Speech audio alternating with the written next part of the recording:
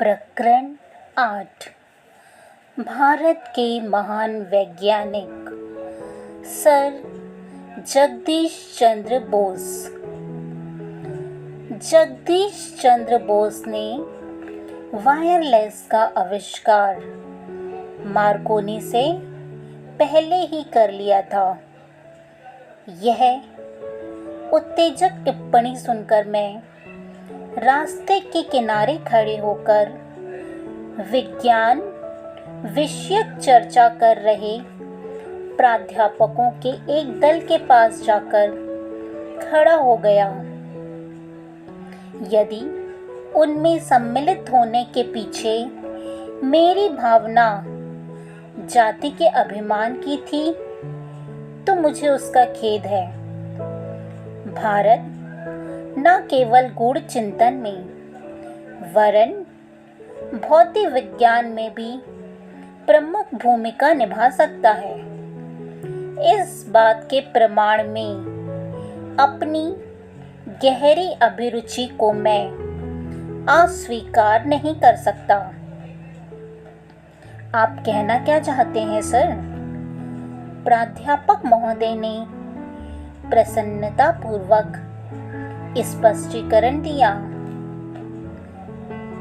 Wireless को हिरर और विद्युत तरंगों की वक्रता दर्शाने वाले एक यंत्र का आविष्कार सबसे पहले बोस ने किया था, परंतु इस भारतीय वैज्ञानिक ने अपने आविष्कारों से कोई आर्थिक लाभ उठाने की चेष्टा नहीं की।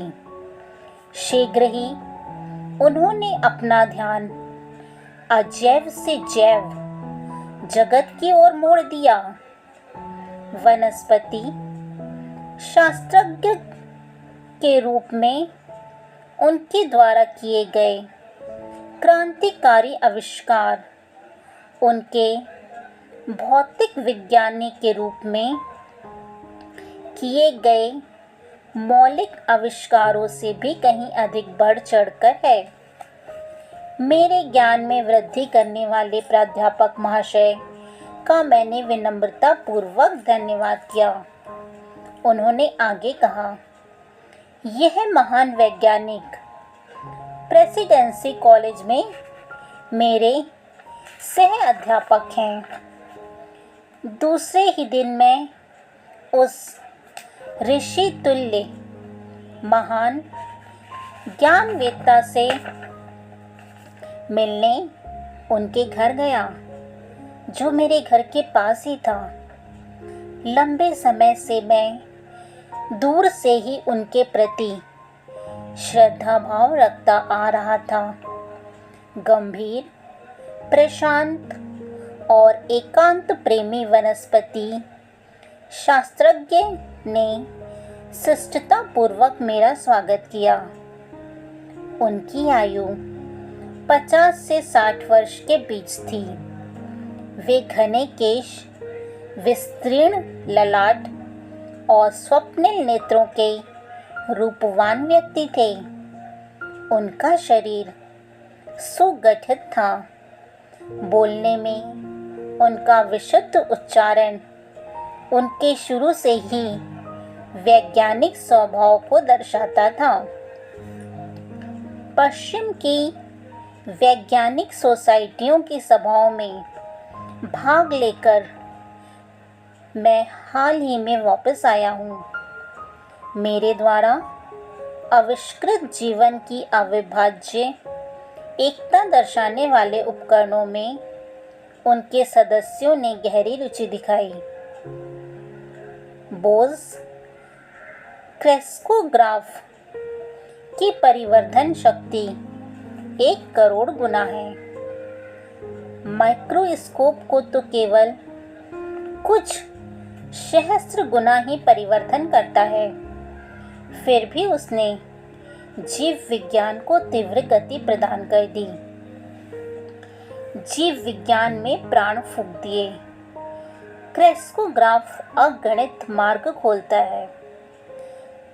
सर, आपने विज्ञान की अमूर्त बाहों से पूर्व और पश्चिम के आलिंगनबद्ध होने की प्रक्रिया को तेज करने के लिए बहुत कुछ किया है।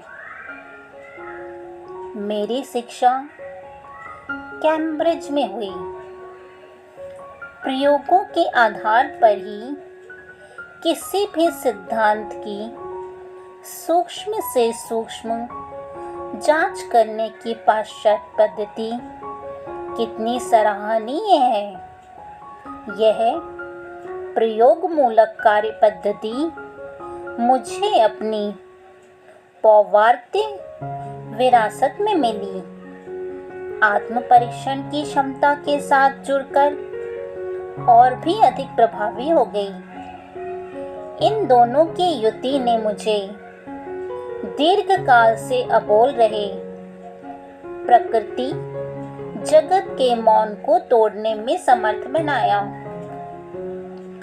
सारे भेद खोल देने वाले मेरे क्रेस्कोग्राफ के रेखाचित्र प्रमाण है। संदेह करने वाले किसी भी व्यक्ति के लिए पेड़ पौधों में संवेदनशील स्नायु तंत्र होता है और उनका जीवन विभिन्न भावनाओं से युक्त भी होता है। प्रेम, घृणा, आनंद, भय, सुख, दुख, मूर्छा और अन्य उत्तेजनाओं के प्रति असंख्य प्रकार की प्रतिक्रियाओं की भावानुभूति जिस प्रकार सब प्राणियों को होती है, उसी प्रकार सब पेड़ पौधों को भी होती है। सर, आपके इस क्षेत्र में आगमन से पहले तो सारी सृष्टि में व्याप्त जीवन की अद्वितीय धड़कन एक कवि की कल्पना मात्र लगती होगी। एक संत को मैं कभी नहीं जानता था जो कभी कोई फूल नहीं तोड़ते थे। वे कहते थे, गुलाब के पौधे से मैं उसका सौंदर्य अभिमान कैसे छीन लूं? अपनी उद्दंडता से उसे विव्रस्त करके उसके आत्मसम्मान को धक्का कैसे पहुंचाऊं? उनके उन सहानुभूति पूर्ण शब्दों को आपके आविष्कारों ने अक्षरशः यथार्थ सिद्ध कर दिया है। कवि सत्य से अंतरंग होता है, जबकि वैज्ञानिक अजीबोगरीब ढंग से उस तक पहुंचने का प्रयास करता है। किसी दिन मेरी प्रयोगशाला में आकर क्रेस्कोग्राफ के असंदिग्ध प्रमाणों को देख लो। कृतज्ञता पूर्वक मैंने आमंत्रण स्वीकार कर उनसे विदा ली। बाद में मैंने सुना कि उन्होंने प्रेसिडेंसी कॉलेज छोड़ दिया है और अब वे कोलकाता में एक अनुसंधान केंद्र स्थापित करने की योजना बना रहे हैं। जब बोस इंस्टीट्यूट का उद्घाटन हुआ तब मैं उस उद्घाटन समारोह में उपस्थित था। सैकड़ों उत्साही लोग संस्थान के परिसर में इधर से उधर घूम रहे थे। विज्ञान के इस नए पीठ की कलात्मकता और आध्यात्मिक प्रतीकात्मकता को देखकर मैं मुग्ध हुआ। उसका प्रवेश द्वार सुदूर स्थित किसी प्राचीन मंदिर का अवशेष है। कमलों से भरे एक जल कुंड के पीछे स्थित मशालधारी स्त्री मूर्ति नारी के लिए अमर प्रकाशदात्री के रूप में भारत के आदर को सूचित करती है। एक उद्यान में अगोचर ब्रह्मा को समर्पित एक छोटा सा मंदिर है। मंदिर में मूर्ति विहीन रिक्त स्थान ईश्वर की निराकारता को सूचित करता है। इस उद्घाटन के महान अवसर पर सर जगदीश चंद्र बोस का भाषण ऐसा लग रहा था मानो वह सीधे किसी अंतः प्रेरित प्राचीन ऋषि के मुख से निःसृत हो रहा हो। इस संस्था को मैं आज केवल एक प्रयोगशाला के रूप में नहीं, वरन एक मंदिर के रूप में समर्पित करता हूँ। उनकी आदरणीय महानता खचाखच भरे सभागृह पर एक अदृश्य चादर के समान छा गई। अपनी खोज में मैं कब पदार्थ विज्ञान और प्रकृति विज्ञान के सीमा क्षेत्र में पहुंच गया, मुझे पता ही नहीं चला। मेरा आश्चर्य बढ़ता ही गया जब मैंने देखा कि सजीव जगत और निर्जीव जगत के बीच की सीमा रेखाएं मिटती जा रही हैं और स्पर्श बिंदु उभरते जा रहे हैं। मैंने देखा कि निर्जीव जगत निष्क्रिय नहीं था, वह तो असंख्य शक्तियों के प्रभाव में पुलकित हो रहा था। सब में एक समान प्रतिक्रिया धातु, वनस्पति और प्राणी को एक ही सामान्य नियम में बांधती प्रतीत हुई। वे सब थकान और खिन्नता के तत्वतः एक समान लक्षण प्रदर्शित करते थे, जिनमें पुनः तरोताजा और हर्षोत्फुल्ल होने की संभावनाएं बनी रहती थीं। मृत्यु के साथ जुड़ी हुई स्थायी प्रतिक्रियाहीनता के प्रदर्शन में भी सब एक समान थे। इस विराट सामान्यत्व से विस्मय विभोर होकर मैंने बहुत बड़ी आशा के साथ अपने प्रयोगों के परिणामों को रॉयल सोसाइटी के समक्ष रखा, परंतु वहां उपस्थित प्रकृति विज्ञानियों ने मुझे उनके लिए सुरक्षित क्षेत्रों पर अतिक्रमण करने के बदले उस पदार्थ विज्ञान के क्षेत्र तक ही अपने अनुसंधान को सीमित रखने की सलाह दी, जिसमें मेरी सफलता का भरोसा था। मैंने अनजाने में एक अपरिचित जाति व्यवस्था के क्षेत्र में घुसकर उसके शिष्टाचार का उल्लंघन कर दिया था। वहां अनजाने में एक धर्मशास्त्रीय पूर्वाग्रह भी कार्यरत था, जो अज्ञान को भी धर्म के समान प्रश्नातीत मानता है। यह प्रायः भुला दिया जाता है कि जिस परम सत्ता ने हमें चारों ओर से सृष्टि के इस नित्य बढ़ते ही जाते रहस्य से घेर रखा है, उसी ने प्रश्न करने और समझने की इच्छा भी हम में प्रतिस्थापित कर दी है।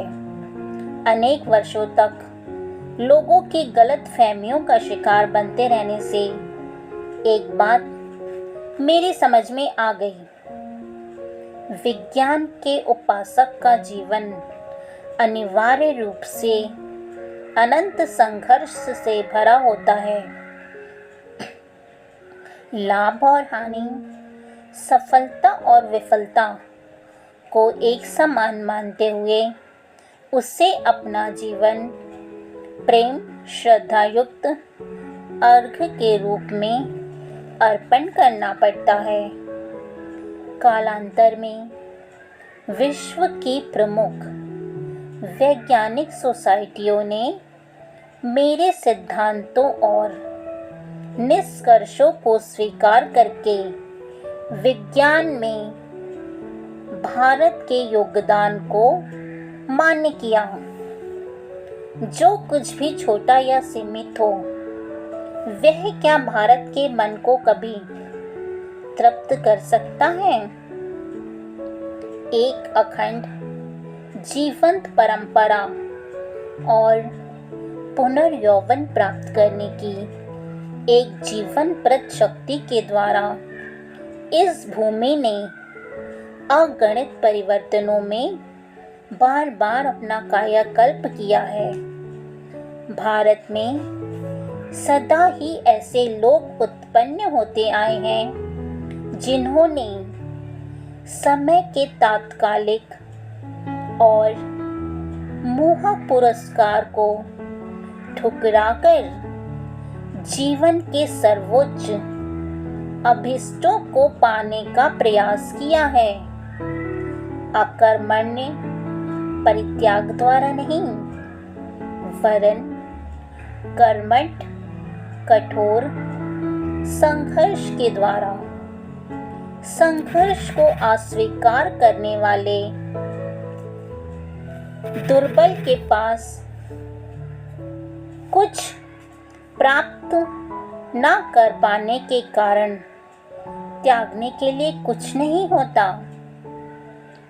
जिसने संघर्ष कर विजय प्राप्त की हो, वही केवल संसार को अपने विजय के अनुभव का फल प्रदान कर उसे समृद्ध कर सकता है।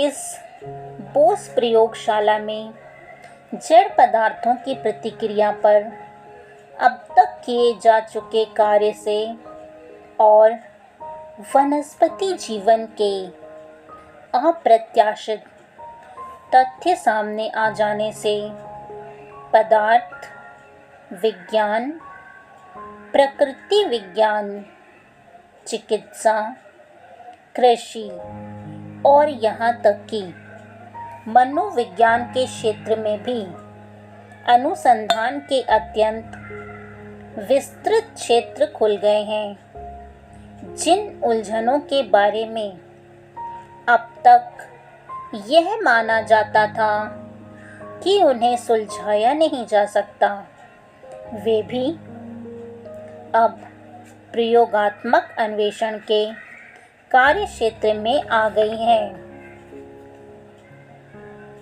परंतु कठोर सटीकता के बिना उच्च सफलता नहीं मिल सकती।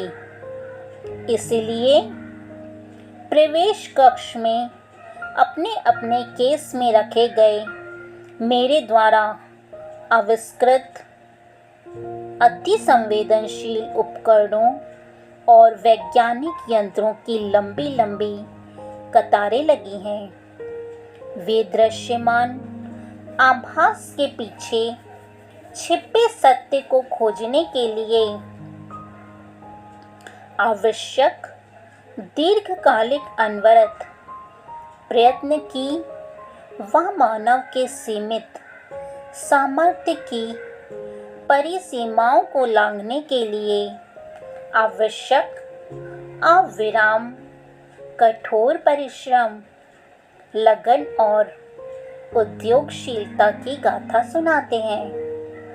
सभी आविष्कारक वैज्ञानिक जानते हैं कि वास्तविक प्रयोगशाला तो मन है, जहां वे माया के पर्दे के पीछे छिपे सत्य के नियमों को खोज निकालते हैं। यहाँ जो लेक्चर दिए जाएंगे वे किसी दूसरे से प्राप्त ज्ञान की पुनरावृत्ति मात्र नहीं होंगे। उनमें इन कक्षों में प्रथम बार सिद्ध किए गए नए आविष्कारों का ज्ञान दिया जाएगा। इस संस्था के कार्य विवरण के नियमित प्रकाशनों द्वारा भारत के योगदान समस्त विश्व में पहुंच जाएंगे। वे सार्वजनिक संपत्ति बन जाएंगे। कभी भी किसी भी बात का पेटेंट नहीं लिया जाएगा। हमारी राष्ट्रीय संस्कृति का सार ही यह है कि हमें ज्ञान का प्रयोग केवल अपने लाभ के लिए करने की संस्कृतिहीनता से सदैव दूर रहना चाहिए। मेरी भी यह इच्छा है कि इस संस्था की सुविधाएं जहां तक संभव हो सके सभी देशों के अनुसंधानकर्ताओं के लिए उपलब्ध हो। इसमें से मैं अपने देश की परंपरा को आगे चलाने का प्रयास कर रहा हूँ। 25 शताब्दियों पूर्व भी भारत नालंदा और तक्षशिला के अपने प्राचीन विश्वविद्यालयों में विश्व के सभी हिस्सों से आते छात्रों को ज्ञान प्राप्ति की सुविधा उपलब्ध कराता था। विज्ञान ना तो पूर्व का है ना पश्चिम का, बल्कि अपनी सार्वलौकिकता के कारण वह सब देशों का है। परंतु फिर भी भारत इसमें महान योगदान देने के लिए विशेष रूप से योग्य है। भारतीयों की ज्वलंत कल्पना शक्ति तो ऊपर परस्पर विरोधी लगने वाले तथ्यों की गुत्थी से भी नया सूत्र निकाल सकती है, परंतु एकाग्रता की आदत ने इसे रोक रखा है। यह संयम मन को अनंत धीरज के साथ सत्य की खोज में लगाए रखने की शक्ति प्रदान करता है। उस महान वैज्ञानिक के अंतिम शब्दों को सुनकर मेरी आंखें छलछला उठी। यह धीरज ही क्या सचमुच भारत का पर्यायवाची शब्द नहीं बन गया है, जिसने काल और इतिहासकार दोनों को ही समान रूप से अचंभित कर रखा है। धन्यवाद। आगे का हम सेकंड पार्ट में सुनेंगे।